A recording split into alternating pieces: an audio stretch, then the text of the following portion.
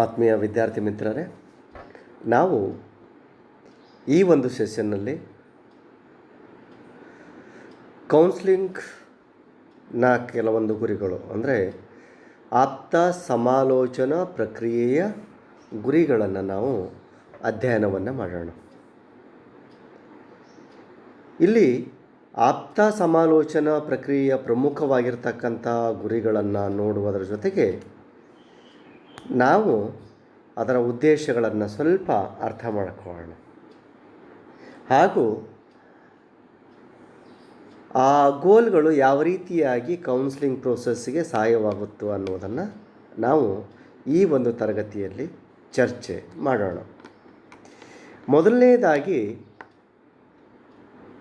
ಕೌನ್ಸ್ಲಿಂಗ್ನ ಮುಖ್ಯವಾದಂಥ ಒಂದು ಗುರಿ ಯಾವುದು ಅಂತ ಅನ್ನೋದನ್ನು ನೋಡೋದಾದರೆ, ಇಲ್ಲಿ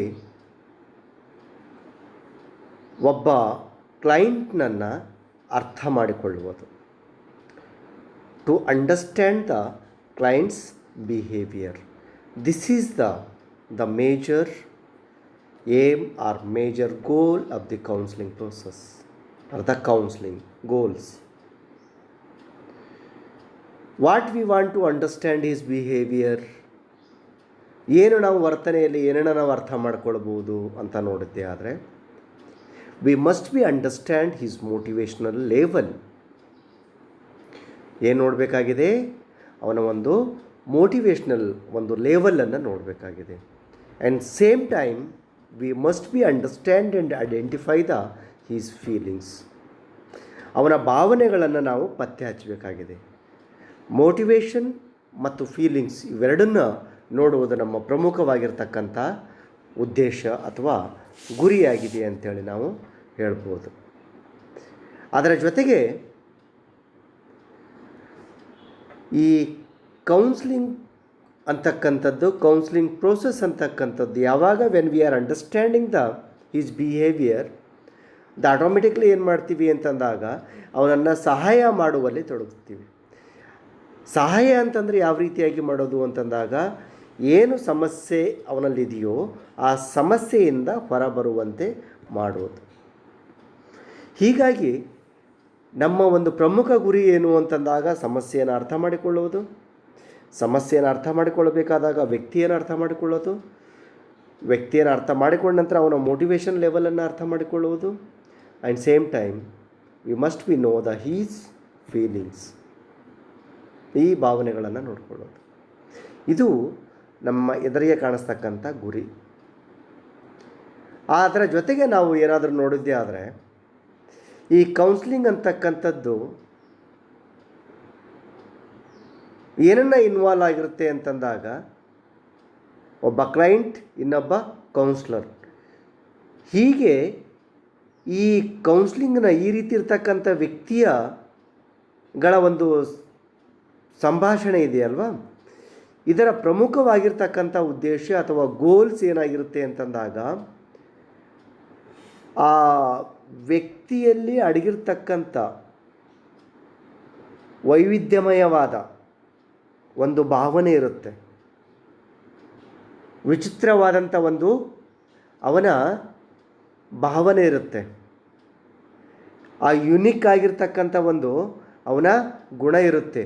ಆ ಗುಣಗಳನ್ನು ಗುರುತಿಸುವುದು ನಮ್ಮ ಪ್ರಥಮ ಆದ್ಯತೆ ಆಗಿರಬೇಕು.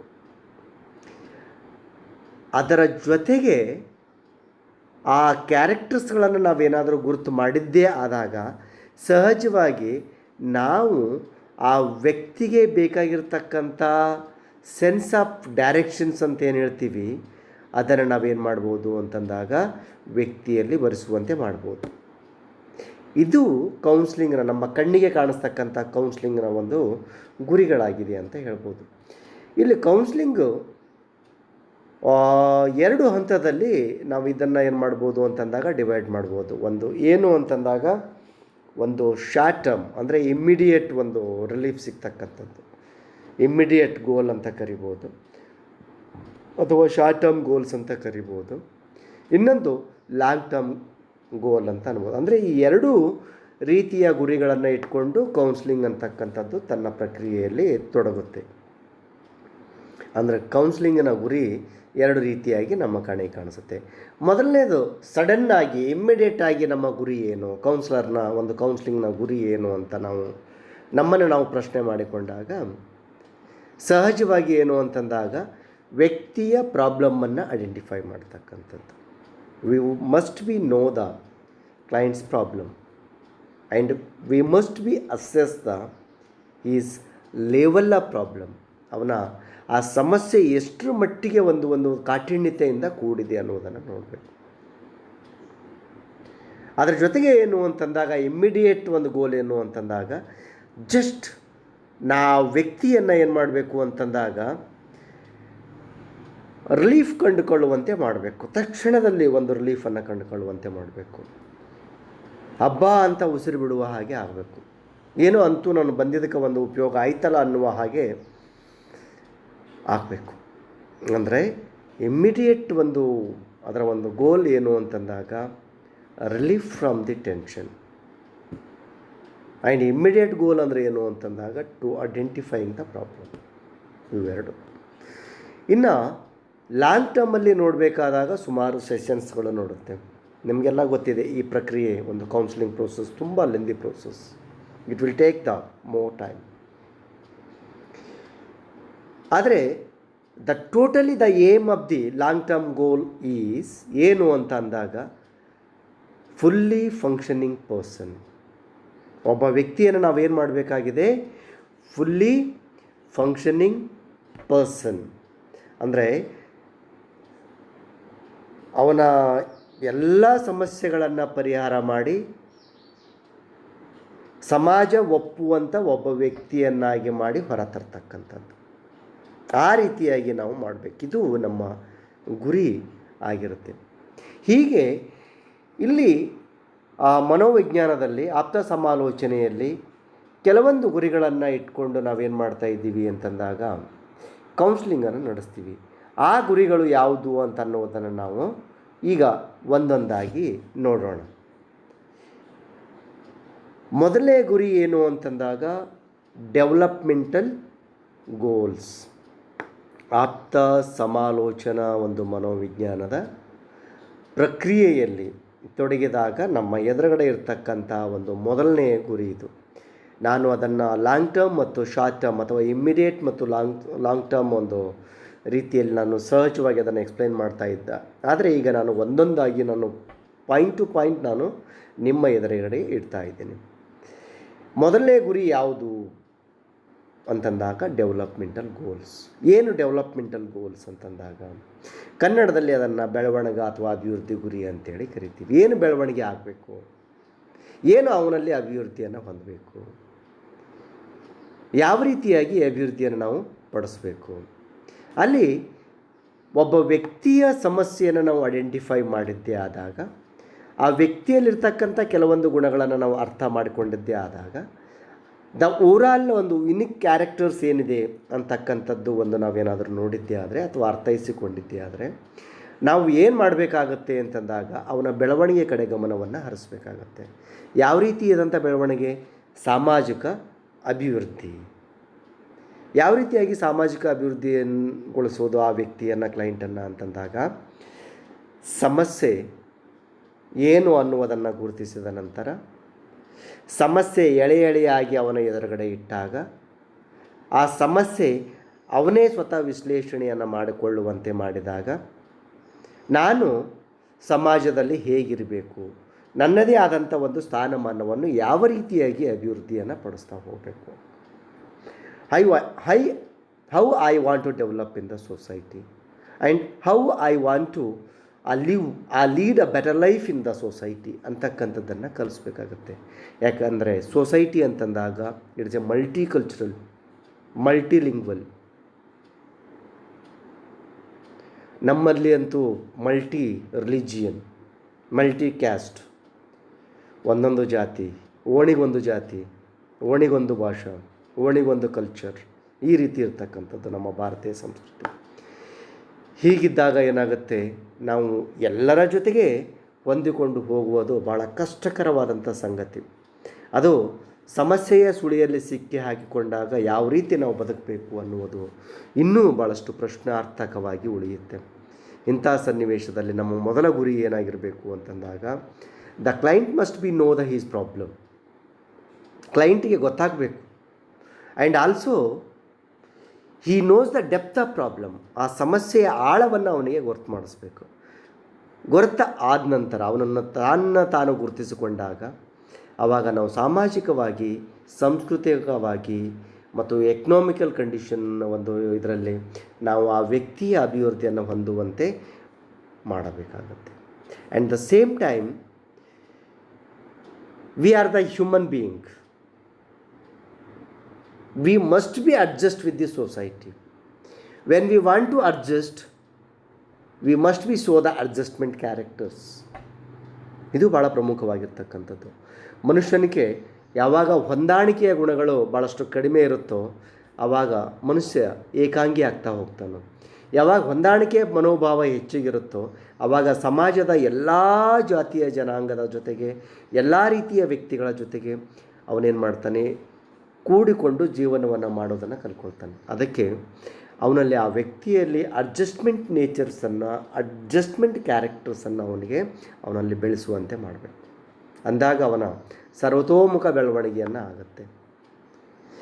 ನಮ್ಮ ಗುರಿ ಏನಿದೆ, ಒಂದು ಆಪ್ತ ಸಮಾಲೋಚನೆಯ ಗುರಿ, ಅದು 100% ಈಡೇರುವಲ್ಲಿ ಯಾವುದೇ ಒಂದು ಕ್ವಶನ್ ಮಾರ್ಕ್ ಇಲ್ಲ. There is no question mark in counselling, ಇಂಥ ಸಕ್ಸಸ್ಫುಲ್ ಕೌನ್ಸ್ಲಿಂಗ್. ಅದರ ಜೊತೆಗೆ emotionally the emotional adjustment is very difficult.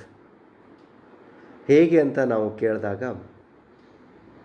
ಯಾವುದೋ ಒಬ್ಬ ವ್ಯಕ್ತಿಗೆ ನೋವಾದಾಗ ಆ ನೋವಿನಲ್ಲಿ ನಾವು ಹೋಗಿ ಒಂದಾಗುವುದು, ಸಂತೋಷದಲ್ಲಿ ಒಂದಾಗುವುದು, ಅವನು ಭಾಳಷ್ಟು ದುಃಖದಿಂದಿದ್ದಾಗ ಆ ದುಃಖದಿಂದ ಹೊರಬರುವಂತೆ ಮಾಡುವುದು, ಇವೆಲ್ಲವೂ ಭಾಳ ಕಷ್ಟಕರವಾದಂಥ, ಕ್ಲಿಷ್ಟಕರವಾದಂಥ ಒಂದು ಸನ್ನಿವೇಶಗಳು ಮನುಷ್ಯನಿಗೆ. ಹೀಗಾಗಿ ದ ಇಮೋಷ್ನಲ್ ಡೆವಲಪ್ಮೆಂಟ್ ಅವನಲ್ಲಿ ಡೆವಲಪ್ ಮಾಡಬೇಕು. ಕಾಗ್ನೇಟಿವ್ಲಿ ನಾವು ಹಿಂದಿನ ಒಂದು ತರಗತಿಗಳಲ್ಲಿ ನೋಡಿದ್ದೀವಿ. ಆ cognitive development it is also same emotional ಇದ್ದಂಗೆ. ಅಹಂಕಾರ ಹೆಚ್ಚಿಗೆ ನಮ್ಮಲ್ಲಿ, ನಾನೇ ಭಾಳ ಬುದ್ಧಿವಂತ ಅನ್ನುವುದು ಗುಣಗಳು ಭಾಳಷ್ಟು ಹೆಚ್ಚಿಗೆ ಇರ್ತಕ್ಕಂಥ ನಮ್ಮ ಹತ್ರ. ಸಮಾಜದಲ್ಲಿ ನನ್ನಂಥ ವಿಚಾರವಂತ, ಪ್ರಜ್ಞಾವಂತ ಯಾರೂ ಇಲ್ಲ ಅನ್ನುವ ಮಟ್ಟಿಗೆ ನಾವು ಜೀವನವನ್ನು ಮಾಡ್ತಕ್ಕಂಥವ್ರು. ಹೀಗಾಗಿ ಈ ರೀತಿಯಾದಂಥ ವ್ಯಕ್ತಿಗಳು ನಮ್ಮ ಎದುರುಗಡೆ ಬಂದಾಗ ನಾವು ಮೌನವನ್ನು ಆಧರಿಸಿ ಆ ವ್ಯಕ್ತಿಯ ಮಾತುಗಳನ್ನು ಕೇಳುವುದರ ಜೊತೆಗೆ ಅವನನ್ನು ಮೋಟಿವೇಟ್ ಮಾಡಿ ಕಳಿಸೋದು ಭಾಳಷ್ಟು ಉತ್ತಮವಾದಂಥದ್ದು.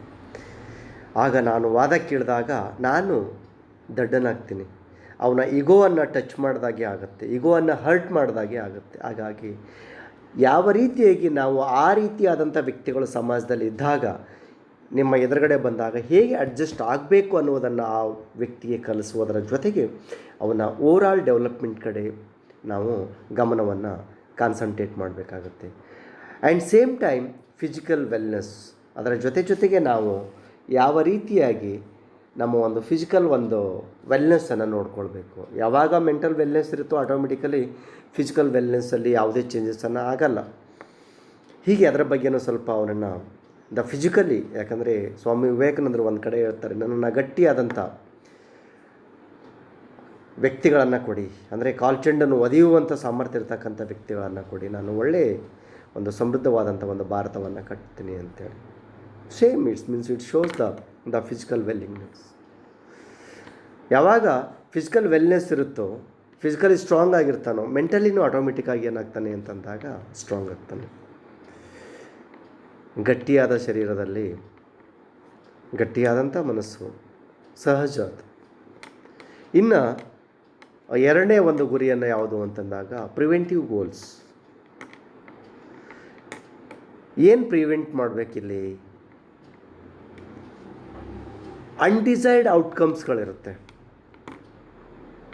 ಕೆಲವೊಂದು ಸಂದರ್ಭದಲ್ಲಿ ಈ ಆಸೆ ಅಂತಕ್ಕಂಥದ್ದು ನೋಡಿದ್ರೆ ಅದಕ್ಕೆ ಮಿತಿ ಇಲ್ಲ. ಬೇಕು ಅಂತಕ್ಕಂಥ ಆಸೆಗಳು ಇರುತ್ತೆ, ಬೇಡವಾಗಿದ್ದು ಬೇಕು ಅಂತಕ್ಕಂಥ ಆಸೆಗಳಿರುತ್ತೆ. ಹೀಗಾದಾಗ ಏನಾಗುತ್ತೆ ಅಂತಂದಾಗ ಮನುಷ್ಯ ಯಾವಾಗ ಆಸೆಯ ಒಂದು ಸುಳಿಯಲ್ಲಿ ಸಿಲುಕ್ತಾನೋ ಆವಾಗ ನೋವಿನ ಸುಳಿಯಲ್ಲಿ ಸಿಲುಕುವುದಂತೂ ಗ್ಯಾರಂಟಿ. ಹೀಗಾಗಿ ನಾವು ನಮ್ಮ ಕ್ಲೈಂಟನ್ನು ಅರ್ಥ ಮಾಡಿಕೊಂಡು ಅವನ ಅನ್ಡಿಸೈರ್ಸ್ ಏನಿದೆಯೋ ಆ ಅನ್ಲಿಮಿಟೆಡ್ ವಾಂಟ್ಸ್ಗಳು ಏನಿದೆಯೋ ಆ ಸಮ್ ಟೈಮ್ಲಿ ಏನಾಗುತ್ತೆ ಇದ್ದಿರ್ತಕ್ಕಂಥ ಕ್ಯಾರೆಕ್ಟರ್ಸ್ ನಮ್ಮಲ್ಲಿರೋದರಿಂದ ಮನುಷ್ಯ ಯಾವಾಗಲೂ ಸಂತೋಷವನ್ನು ಕಾಣಬೇಕು, ದುಃಖ ನಮಗೆ ಬೇಡ. ಯಾಕೆ ಈ ರೀತಿ ನಮ್ಮಲ್ಲಿ ಭಾವನೆಗಳು ಬರುತ್ತೆ ಅಂತಂದರೆ ಬಿಕಾಸ್ ಆಫ್ ನಿಮಗೆ ಗೊತ್ತಿದೆ, ಸಿಗ್ಮಂಡ್ ಫ್ರೈಡ್ರವರು ತಮ್ಮ ಒಂದು ಕಾನ್ಸೆಪ್ಟ್ಗಳಲ್ಲಿ ಈಗೋ ಮತ್ತು ಸೂಪರ್ ಈಗೋ ಬಗ್ಗೆ ತುಂಬ ಚೆನ್ನಾಗಿ ಎಕ್ಸ್ಪ್ಲೇನ್ ಮಾಡ್ತಾ ಹೋಗ್ತಾರೆ. ನಮ್ಮ ಅನ್ಡಿಸೈರ್ಡ್ ಔಟ್ಕಮ್ಸ್ ಏನಿದೆಯಲ್ಲ ಇಂಥದ್ದನ್ನು ಅವಾಯ್ಡ್ ಮಾಡೋದು ಕಷ್ಟ. ವೈ? ಬಿಕಾಸ್ ಆಫ್ ಯಾಕಪ್ಪ ಅಂದರೆ ಈ ಸ್ಟ್ಯಾಂಡ್ಸ್ ಆನ್ ಪ್ಲೀಸರ್ ಪ್ರಿನ್ಸಿಪಲ್, ಸಂತೋಷದ ಒಂದು ತತ್ವದ ಮೇಲೆ ನಿಂತಿದೆ. ನನಗೆ ಯಾವಾಗಲೂ ಸಂತೋಷ ಬೇಕು, ದುಃಖ ಬೇಡ. ನನಗೆ ಸಂಬಳ ಬೇಕು, ಪಾಠ ಮಾಡೋದು ಬೇಡ. ನನಗೆ ಸಂಬಳ ಬೇಕು, ಪಾಠ ಮಾಡೋದು ಬೇಡ ಅಂತಕ್ಕಂಥದ್ದು ಇದೆಯಲ್ಲ, ವೈ ಇಟ್ಸ್ ಹ್ಯಾಪನ್ಸ್ ಅಂತಂದಾಗ ಬಿಕಾಸ್ ಆಫ್ ಹೀಗೆ ಈ ರೀತಿಯಾದಂಥ ಗುಣಗಳು ನಾವು ಅವನಲ್ಲಿ ಐಡೆಂಟಿಫೈ ಮಾಡಿ ಆ ಗುಣಗಳಿಂದ ಹೊರಬರುವಂತೆ ನಾವು ಮಾಡಬೇಕು. ಅಂದಾಗ ಆ ರೀತಿಯಾದಂಥ ಗುಣಗಳನ್ನು ತಡೆ ಹಿಡಿತಾ ಹೋದಾಗ ಸಹಜವಾಗಿ ಅವನೇನಾಗ್ತಾನೆ ಅಂತಂದಾಗ ಒಬ್ಬ ಹೆಲ್ದಿ ಇಂಡಿವಿಜುವಲ್ ಆಗಿ ಹೊರಬರ್ತಾನೆ. ಆ್ಯಂಡ್ ಎನ್ಹಾನ್ಸ್ಮೆಂಟ್ ಆಫ್ ಗೋಲ್ಸ್, ಏನು ಎನ್ಹಾನ್ಸ್ ಮಾಡಬೇಕು ಗೋಲ್ಸ್ಗಳು? ಸಮ್ ಟೈಮ್ ಏನಾಗುತ್ತೆ ಅಂತಂದಾಗ ನಾವು ಕ್ಲೈಂಟಲ್ಲಿ ಭಾಳಷ್ಟು, ಯಾಕಂದರೆ ನಾವು when we are assessing his behaviour, that time we are identifying some motivational factors and the feelings. ಇವೆಲ್ಲವನ್ನು ನಾವೇನು ಮಾಡ್ತೀವಿ, ಭಾಳ ಕ್ಲಿಯರಾಗಿ ಭಾಳ ಸ್ಪಷ್ಟವಾಗಿ ಅದನ್ನು ಗುರುತಿಸ್ತಾ ಹೋಗ್ತೀವಿ. ಗುರುತಿಸ್ತಾ ಹೋಗುವಾಗ ನಾವು ಅವನಲ್ಲಿ ವಿಶೇಷವಾದಂಥ ಗುಣಗಳನ್ನು, ಯುನಿಕ್ ಕ್ಯಾರೆಕ್ಟರ್ಸ್ ಏನಾದರೂ ಐಡೆಂಟಿಫೈ ಮಾಡಿದ್ದೇ ಆದರೆ ಆ ರೀತಿಯಾದಂಥ ಗುಣಗಳನ್ನು ಐಡೆಂಟಿಫೈ ಮಾಡಿ ಅವನನ್ನು ಮೋಟಿವೇಟ್ ಮಾಡೋದನ್ನು ನಾವು ಕಲಿಸ್ಬೇಕು. ಯಾವಾಗ ಆ ವ್ಯಕ್ತಿಯನ್ನು ಮೋಟಿವೇಟ್ ಮಾಡ್ತಾ ಹೋಗ್ತೀವಿ ಆವಾಗ ಸಹಜವಾಗಿ ತನ್ನಲ್ಲಿರ್ತಕ್ಕಂಥ ಸ್ಕಿಲ್ಸ್ಗಳನ್ನು ಎನ್ಹಾನ್ಸ್ ಮಾಡ್ತಾ ಹೋಗ್ತಾನೆ, ಅದನ್ನು ವರ್ಧಿಸ್ತಾ ಹೋಗ್ತಾನೆ, ಅದನ್ನು ಹೆಚ್ಚಿಸ್ತಾ ಹೋಗ್ತಾನೆ. ಯಾವಾಗ ಒಬ್ಬ ವ್ಯಕ್ತಿ ತನ್ನನ್ನು ಸಮಾಜದಲ್ಲಿ ಒಂದು ಅಭಿವೃದ್ಧಿ ಪಡ್ತಾ ಹೋಗ್ತಾನೋ ಆವಾಗ ಸಂತೋಷವನ್ನು ಸಹಜವಾಗಿ ಪಡ್ತಾ ಹೋಗ್ತಾನೆ. ಯಾವಾಗ ಸಂತೋಷ ಪಡ್ತಾನೋ ಆವಾಗ ಸಹಜವಾದಂಥ ಜೀವನವನ್ನು ಅವನು ಸಾಗಿಸ್ತಾ ಹೋಗ್ತಾನೆ. ಹೀಗಾಗಿ ನಾವು ಅವನಲ್ಲಿರ್ತಕ್ಕಂಥ ವಿಶೇಷವಾದಂಥ ಯುನಿಕ್ ಕ್ಯಾರೆಕ್ಟರ್ಸ್ಗಳನ್ನು ಐಡೆಂಟಿಫೈ ಮಾಡಿ, ಅವನ ಸ್ಕಿಲ್ಸ್ಗಳನ್ನು ಐಡೆಂಟಿಫೈ ಮಾಡಿ, ಅವನ ಕ್ರಿಯೇಟಿವ್ ಒಂದು ಫೀಲಿಂಗ್ಸ್ಗಳನ್ನು ನಾವು ನೋಡಿ ಅಥವಾ ಅವನ ಕ್ರಿಯೇಟಿವ್ ಆ್ಯಟಿಟ್ಯೂಡ್ಸ್ಗಳನ್ನು ಗಮನಿಸಿ ಅವನನ್ನು ಅದನ್ನೇ ಮುಂದುವರಿಸುವಂತೆ ನಾವೇನು ಮಾಡಬೇಕಾಗತ್ತೆ, ಮೋಟಿವೇಟ್ ಮಾಡಿಸ್ಬೇಕು. ಆವಾಗ ಸಹಜವಾಗಿ ತನ್ನ ಸ್ಕಿಲ್ಸ್ಗಳನ್ನು, ತನ್ನ ಲೈಫನ್ನು ಅವನು ಮುಂದುವರಿಸ್ತಾ ಹೋಗ್ತಾನೆ. ಇದು ಅಂದರೆ ಇಟ್ ಮೀನ್ಸ್ ಕೌನ್ಸ್ಲರ್ರ ಒಂದು ಗುರಿಯಾಗಿರಬೇಕು ಅಥವಾ ಕೌನ್ಸ್ಲಿಂಗ್ ಪ್ರೋಸೆಸ್ನ ಒಂದು ಗುರಿಯಾಗಿರಬೇಕು. ಕೌನ್ಸ್ಲಿಂಗ್ ಮತ್ತು ಈ ಕೌನ್ಸ್ಲರ್ ಇಬ್ಬರು ಒಂದೇ ನಾಣ್ಯದ ಎರಡು ಮುಖಗಳಿದ್ದಂತೆ. ಹೀಗಾಗಿ ಪ್ರತಿಯೊಂದು ಮೋಟಿವೇಶನ್ ಏನಾದರೂ ಆಗ್ತಾ ಇದೆ ಅಂತಂದಾಗ ಥ್ರೂ ಅಥವಾ ಬೈ ದಿ ಕೌನ್ಸ್ಲರ್. ಹೀಗಾಗಿ ನಾವು ಅವನ ಸ್ಕಿಲ್ಗಳನ್ನು ಗುರುತಿಸಿ ಎನ್ಹಾನ್ಸ್ ಮಾಡ್ತಕ್ಕಂಥದ್ದು ನಮ್ಮ ಒಂದು ಗುರಿಯಾಗಿರಬೇಕು ಅಥವಾ ಕೌನ್ಸ್ಲಿಂಗ್ನ ಗುರಿಯಾಗಿರಬೇಕು. ಆ್ಯಂಡ್ ರೆಮಿಡಿಯಲ್ ಗೋಲ್ಸ್, ಏನು ರೆಮಿಡಿಯಲ್ ಗೋಲ್ಸ್? ಅವನಲ್ಲಿರ್ತಕ್ಕಂಥ ಕೆಲವೊಂದು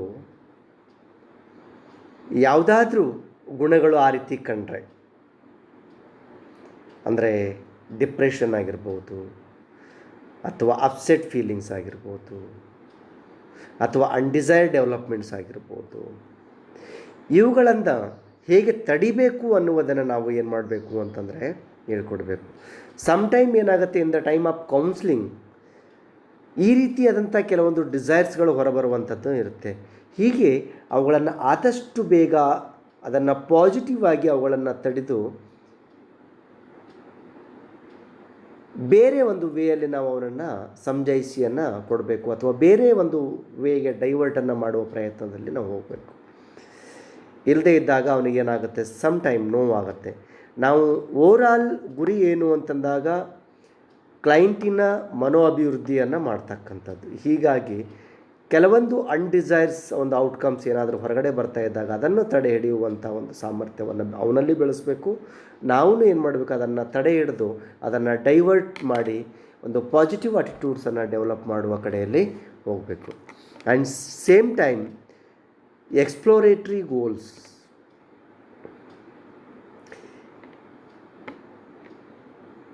ಈ ಕೌನ್ಸ್ಲಿಂಗ್ ಅಂತಕ್ಕಂಥದ್ದು ಒಂದು ರೀತಿಯಾದಂಥ ಸಂಶೋಧನೆ ಇದ್ದ ಹಾಗೆ. ಕೌನ್ಸ್ಲರ್ ಕೇವಲ ಕೌನ್ಸ್ಲರ್, ಆಪ್ತ ಸಮಾಲೋಚಕ ಅಲ್ಲ, ಇವರೊಬ್ಬ ಸಂಶೋಧಕ, ಇವರು ಮನೋವಿಜ್ಞಾನಿ. ಮನಸ್ಸಿನ ಒಳಗಡೆ ನಡೆದಿರ್ತಕ್ಕಂಥ ಕೆಲವೊಂದು ಭಾವನೆಗಳ ಆಟವನ್ನು, ಆ ಒಳಗಡೆ ನಡೆದಿರ್ತಕ್ಕಂಥ ಒಂದು ಇಮೋಷ್ನಲ್ ಒಂದು ಕಾನ್ಫ್ಲಿಕ್ಟ್ಸನ್ನು ಅಥವಾ ಇಂಬ್ಯಾಲೆನ್ಸಸ್ಸನ್ನು ಐಡೆಂಟಿಫೈ ಮಾಡ್ತಕ್ಕಂಥ ಸಾಮರ್ಥ್ಯ ಇರೋದು ಯಾರಿಗೆ ಅಂತಂದರೆ ಕೌನ್ಸ್ಲರ್ಗೆ.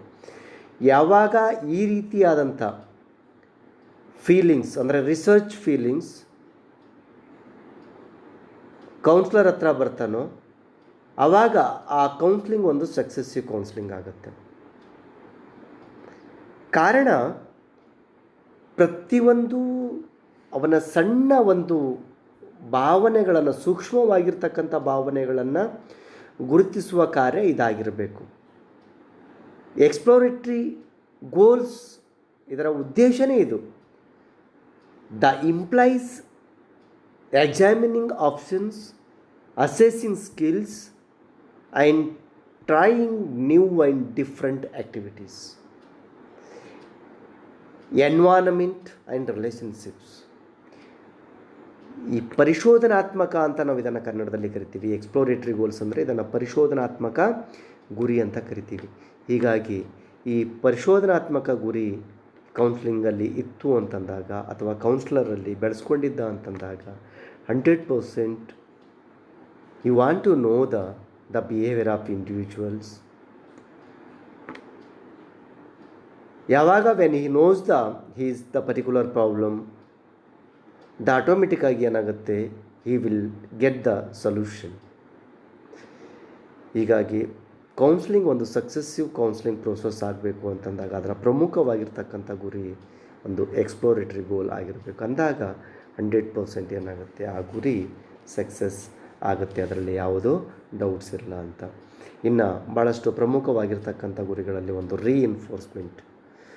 ಏನು ರೀಇನ್ಫೋರ್ಸ್ಮೆಂಟ್ ಅಂದರೆ ಏನು ಅಂತಂದಾಗ use to recognize conditions where in clients are resort to appropriate ways to doing things, thinking and feelings. ನಾವು ಬಲವರ್ಧನೆ ಅಂತ ಕರಿತೀವಿ. ರೀಇನ್ಫೋರ್ಸ್ಮೆಂಟ್ ಅಂದರೆ ಬಲವರ್ಧನೆ ಅಂತ ಕರಿತೀವಿ.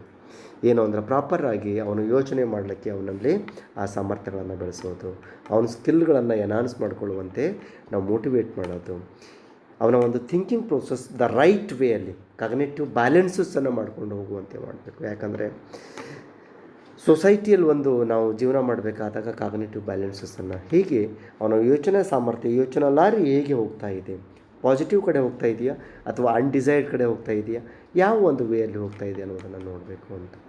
And cognitive goals, physiology goals ಇವೆರಡೂ ಭಾಳಷ್ಟು ಸರಿಯಾದಂಥ ರೀತಿಯಲ್ಲಿ ನಡೀತಾ ಇದೆ ಅಥವಾ ಇಲ್ಲ ಅಂತ ಅನ್ನೋದಂದರೆ ವೆಲ್ನೆಸ್ಸನ್ನು ನೋಡಬೇಕು, ಫಿಸಿಕಲ್ ವೆಲ್ನೆಸ್ಸನ್ನು ನೋಡಬೇಕು ಮತ್ತು ಕಾಗ್ನೇಟಿವ್ ಇನ್ವಾಲ್ವ್ಮೆಂಟನ್ನು ನೋಡಬೇಕು, ಅವನ ಲರ್ನಿಂಗ್ ಸ್ಕಿಲ್ಸ್ಗಳನ್ನು ನೋಡಬೇಕು.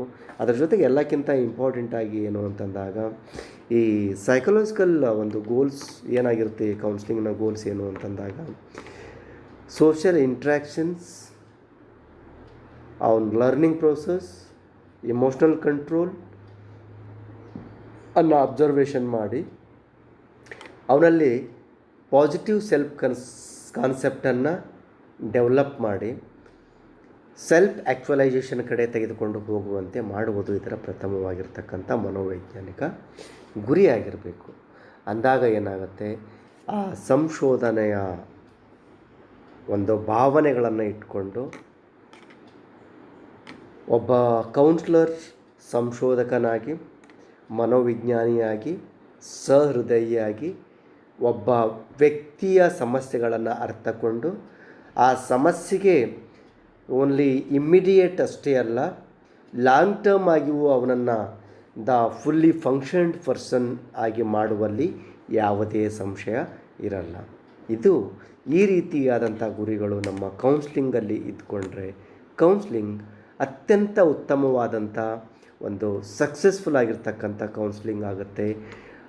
ನಾವು ಕ್ಲೈಂಟಿನ ಪ್ರತಿಯೊಂದು ಸಮಸ್ಯೆಗಳನ್ನು ಬಹಳ ಸರಳವಾಗಿ ಪರಿಹಾರವನ್ನು ಕಂಡುಕೊಳ್ಳುವಂತೆ ಮಾಡಿ ಅವನನ್ನು ಸಮಾಜ ಒಪ್ಪುವಂಥ ಒಬ್ಬ ವ್ಯಕ್ತಿಯನ್ನಾಗಿ ನಿರ್ಮಾಣ ಮಾಡಬಹುದು ಅಂತ ಹೇಳುತ್ತಾ ಇವತ್ತಿನ ತರಗತಿ ಇಲ್ಲಿಗೆ ನಾವು ಮುಕ್ತಾಯಗೊಳಿಸೋಣ. ಮತ್ತೆ ಮುಂದಿನ ತರಗತಿಯಲ್ಲಿ ಭೇಟಿಯಾಗೋಣ.